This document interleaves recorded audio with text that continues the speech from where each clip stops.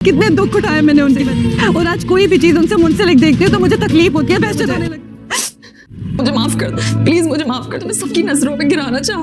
अबीर मैं कुछ पूछ रही हूँ, मुझे जवाब चाहिए। तुमने क्या कर दिया है? तेरे जाने के बाद ड्रामे की आने वाली एपिसोड में हम लोग देखने जा रहे हैं। फरी ने तुझसे से मोहब्बत की, सब कुछ उसके लिए दांव पर लगा दिया और सफीर सिर्फ और सिर्फ लालच की खातिर उसके पीछे पड़ा है। जिस दिन इससे और अमीर लड़की उसकी जिंदगी में आ गई तो फरी को छोड़कर उससे शादी कर लेगा और फरी मुंह देखती ही रह जाएगी। फरी के साथ यही होना चाहिए। उसने अपने शौहर की कदर नहीं की थी और सफीर के लिए सब कुछ दांव पर लगा दिया, अपने घर तक को लूट लिया।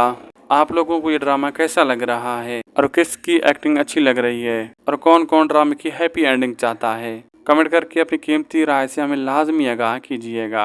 मजीद ड्रामा रिव्यूज के लिए चैनल को सब्सक्राइब कर लें और साथ में मौजूद बेल आइकन को भी दबा दीजिए। मिलते हैं एक अगली वीडियो में, तब तक के लिए अल्लाह हाफिज।